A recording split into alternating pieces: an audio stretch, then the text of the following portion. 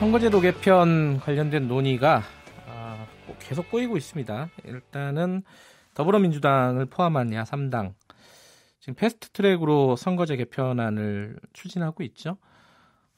근데 자유한국당이 안을 내놨는데 이 안이 조금 의외였습니다. 비례대표를 완전히 폐지하는 그리고 의원 정수를 축소하는 안이었어요.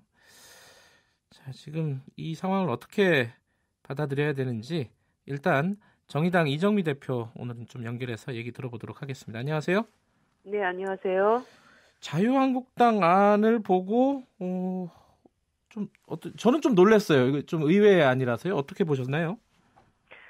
이게 작년 12월 15일 5당 합의가 있고 나서 네. 1월까지 이 안을 처리를 하기로 네. 자유한국당을 포함해서 5당이 사인을 한 안이 있었습니다. 그때 이정미 대표께서 단식하고 난 직후였죠? 예, 그렇습니다.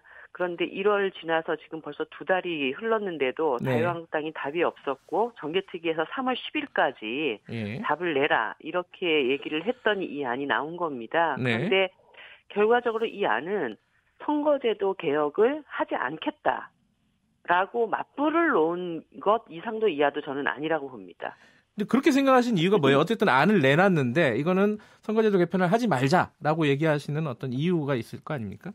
일단 비례대표제 폐지라고 하는 것이 상식도 헌법에도 반하는 내용입니다. 네. 이건 정말 있을 수 없는 안을 지금 내놓은 것입니다. 헌법 41조 제3항에 비례대표제라고 하는 것이 분명히 명문화가 되어 있고요. 그리고 헌재에서도 선거제도가 갖는 표의 등가성과 비례성을 높이라는 주문을 내린 적이 있습니다. 그리고 선거제도 개혁 논의가 시작됐던 것도 바로 이러한 비례성을 어떻게 더 강화할 것인가, 국회가 국민의 대표성을 어떻게 더 높일 것인가, 이것을 논의하기 위해서 정개특위가 구성이 돼 있던 것인데 아예 그것을 다 없애버리자. 이것은 기존의 논의를 완전히 부정하고 조롱하는 저는 그런 내용이라고 봅니다. 근데 반대로요. 자유한국당은 지금 더불어민주당하고 정의당 등이 추진하고 있는 연동형 비례대표제를 위헌이다. 이렇게 지금 주장을 하고 있단 말입니다. 이 부분은 어떻게 보세요? 어제 이미 자유한국당의 이 발언에 대해서 헌법 전문가들이 그것은 적절한 판단이 아니다라고 얘기를 많이 내놨습니다.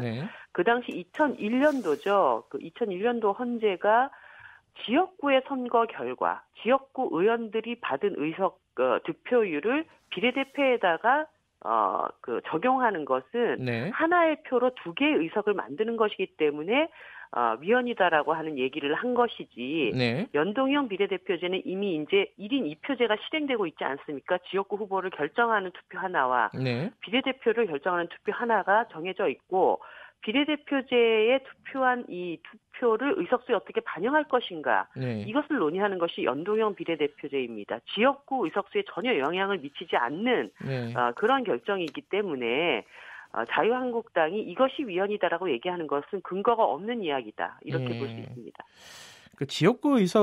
지역구 의석을 늘리고 이제 어쨌든 비례를 폐지하면서 전체 의석을 줄이자는 게 자유한국당 아니잖아요. 네네. 이 국민들이 국회 정원을 늘리는 거에 대해서는 여론이 그렇게 안 좋지 않습니까? 그러니까 그 부분을 좀 고려한 어떤 자유한국당의 안이 아닐까 이런 생각도 좀 들어요. 이것도 전형적인 포퓰리즘입니다. 국민들의 국회 불신을 핑계로 의석수를 줄이자라고 얘기를 하고 있는 것인데요. 국민들이 국회를 불신하는 이유는 의석수 때문이 아닙니다. 의석을 만들어주고 나서 그 국회의원들이 무엇을 하고 있느냐 이것에 대한 질문을 던지는 것입니다. 세비만 꼬박꼬박 챙기면서 자유한국당 20대 국회에서 아무것도 한 일 없고요. 국민들 앞에서 했던 약속을 손바닥 뒤집듯이 하고 자기 당의 비리의원은 감싸는 이런 5.18 망언에 이런 이런 행태 때문에 국회를 불신을 하는 것인데 자기 자신들이 국회 불신의 어떤 이유가 되고 있다는 점을 반성하고 시정하려는 노력은 하지 않으면서 오히려 그것을 이유로 자신의 기득권을 지키겠다, 자기의 입속을 차리겠다라고 하는 이런 태도, 에 대해서 정말 유감입니다. 자유한국당이 현행 선거제도 때문에 한 표만 더 얻고도 네. 상당히 과대대표되는 상황이 계속되고 있지 않습니까? 이런 상황을 고치자라고 하는 것이 선거제 개혁의 핵심이라는 점을 국민들께 다시 말씀을 드리고 싶습니다. 그 패스트트랙은 예정대로 가는 겁니까? 이렇게 되면 한국당이 안을 일단 내놓긴 내놨는데 어떻게 되는 거예요? 패스트트랙은? 그저께 자유한국당의 그 비례대표제를 없애자라는 안 때문에 네. 이제 더 이상 선거제 개혁에 대한 진지한 논의를 네. 이어갈 수 없구나. 자유한국당과 그 논의를 하기는 힘들구나. 자유한국당이 그 문을 닫아버렸구나. 저희들이 이렇게 판단을 했습니다. 그렇다면 5개 정당 중에 하나의 정당이 끝까지 목리를 부리면 4개 정당이 아무것도 할 수 없는 이런 상황으로 질질 더 끌려갈 수는 없습니다. 네. 그것 때문에 국회 선진화법 안에 패스트트랙이라고 하는 제도를 둔 것이고요. 네. 그 법률의 규정에 따라서 이제 4개 정당이라도 네. 20대 국회 사명을 제대로 수행을 해야 된다 이렇게 보고 있습니다. 두 가지 문제가 있는데요. 하나는 이게 그 게임의 룰 아니겠습니까? 선거제도는 이게 나경원 자유한국당 원내대표도 이 게임의 룰을 합의를 안 하고 처리하는 게 어디 있냐 이런 식으로 지금 주장하고 있어요. 이거 어떻게 보십니까? 이 부분은 좀 부담스럽잖아요. 좀. 게임의 룰을 게임을 할 사람들이 정하기 때문에 이게 사실 어려운 일입니다. 예. 그런데 선수들이 우리는 아예 경기장에 들어오지도 않겠다. 이렇게 하면 어떻게 합니까? 그러면 그 경기가 전부 중단이 되는 그런 상황밖에는 올 수 없는 것입니다. 그 뜻을 다 받아들여 준다면. 그렇기 때문에 정작 그 룰을 만들기 위해서 경기장에 들어오시던가 아니면은 그 선수들은 제하고 갈 수밖에 없는 지금 상황까지 온 것입니다. 지금 몇 달을 기다리고 진지한 논의를 하기 위해서 사실 얼마나 인내하고 여기까지 왔는가에 대해서 오히려 나경원 원내대표에게 반문하고 싶습니다. 그러니까 들어오지 않는 선수들을 일단 빼고 경기 진행하겠다 이런 말씀이시네요. 이제까지 들어와서 진지한 논의를 하자고 충분히 시간을 들였다고 생각합니다. 예. 지금 그 의원직 총사퇴 얘기를 하고 있지 않습니까? 자유한국당이? 네. 이거 가능할 거라고 보세요, 일단? 한마디로 국회와 국민들을 겁박하는 것입니다. 그런 식의 협박 정치가 통할 거라고 그렇게 착각하시거나 이런 오만에 빠져 있지 않기를 바랍니다. 진짜 의원직 총사퇴를 하게 되면 어떻게 되는 겁니까, 이게? 글쎄요. 뭐 이런 얘기들 나오면서 사실 국민들이 상당히 조롱의 이야기들 많이 합니다. 뭐 한말 낙장불입이다 이런 얘기까지 듣고 계신데 그런 협박 정치는 이제 그만하시면 좋겠습니다. 협박이다 이런 말씀이시군요. 지금 국회 3월 국회 열렸는데 교섭단체 연설도 진행이 되고 있고요. 법안 처리, 민생 법안 특히 처리는 어떻게 좀 진행이 되고 있습니까? 한국당의 태도가 가장 중요하다고 봅니다. 지금 어쨌든 상임위가 시작이 되면서 주요한 민생 법안들 이제 처리를 해야 되는데 또다시 이 과정에서 인사청문회를 핑계로 또 국회를 한다 만다 이렇게 17번째 보이콧은 나오지 않기를 바라고요. 그리고 시급한 어떤 개혁 법안들 중에 자유한국당이 끝까지 반대하고 있는 공수처 혹은 그 검경 수사권 이런 문제와 관련해서는 저희들이 사법개혁 특위 안에서도 자유한국당이 이 사법개혁에 뜻을 함께할 의사가 없다라고 하는 것을 좀 확인하고 있기 때문에 선거제 개혁과 함께 이것도 패스트트랙으로 처리해서 사법개혁만은 20대 국회 안에서 반드시 처리하고 넘어가야 되겠다 이런 판단을 하고 있습니다. 그러니까 선거제에다가 공수처법 그리고 공정거래법 이런 것들을 패스트트랙에 같이 묶는 그런 안에 대해서도 이제 정의당도 같이 추진하고 계신 건가요? 네네, 저희가 이미 이전에도 선거개혁 그다음에 사법개혁, 민생개혁 이 안을 20대 국회에서 더 이상 이렇게 빈손으로 갈 수는 없기 때문에 함께 처리해야 된다라고 주장을 해왔고 그 네 당이 공통 분모를 어디까지 할 것인지 논의하고 있는 상황입니다. 5.18 좀 여쭤봐야 될 것 같아요. 그 전두환 전 대통령 어제 사과를 하지 않았습니다. 법정에 갔다 오면서 이거 어떻게 보셨어요? 전두환 씨의 마지막 속죄의 기회를 스스로 걷어찬 것이라고 봅니다.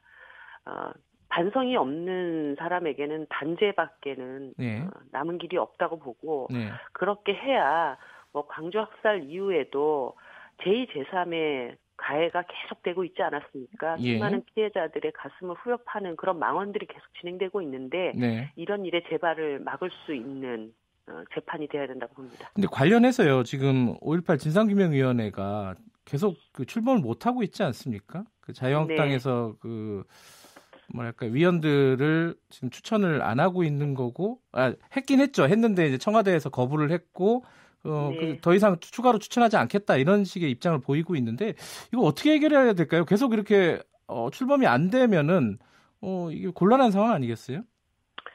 추천을 할 자격도 능력도 없다는 것이 입증이 됐기 때문에 네. 자유한국당에서 추천권을 포기해야 된다고 봅니다. 지금 뭐 추가로 추천하신 분들 이렇게 면면을 보면은 5.18 망원 사태를 촉발시킨 지만원 씨와 50보 100보인 인사들입니다. 뭐 진상을 규명을 하라고 했는데 결국 규명이 와가지고 진상만 버릴 수 있는 이런 상황이기 때문에 예. 지금은 진상규명위원회에 우리는 더 이상 거기에 적합한 인사를 추천할 수 있는 능력이 없다라고 시인을 하고 예. 진상규명위가 굴러갈 수 있도록 협력을 하시는 것이 바른 길이라고 저는 판단이 듭니다. 근데 이제 자유한국당에서 아무것도 안 하고 있으면 사실 지금 그 진상규명위원회가 계속 이 상태로 답보 상태로 놓일 수밖에 없는 거죠, 지금 현행 법으로는. 그렇습니다. 네, 이렇게 뭐 국회 모든 일에 이 발목을 잡고 뭐 한 발도 못 나가게 하고 있는 이런 상황을 좀 언제까지 지켜봐야 될지 그것도 저희들로서는 답답한 지경입니다. 그 마지막으로요. 그 5.18 망언 관련된 3명의 의원들 징계 문제가 남아 있어요, 아직도. 네.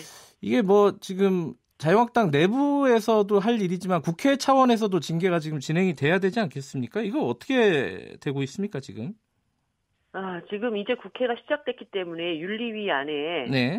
이 징계안을 올리는 과정들이 있어야 될 텐데요. 네. 뭐 자유한국당이 뭐 끝까지 또 목리를 부리면서 어려운 상황이 예견은 됩니다. 하지만 일단은 자유한국당이 특히 이번에 이제 선출된 새 대표가 나오지 않았습니까? 예. 이 자유한국당의 새 대표가 태극기 부대에 휘둘리면서 역사를 부정하고 극우 집단의 어떤 대변인이 될 것인지 아니면은 국민들의 뜻에 부합하는 어떤 선택을 할 것인지 이제 책임이 따르는 위치에 서셨기 때문에 네. 한교안 대표의 결단이 지금은 가장 중요하다고 봅니다.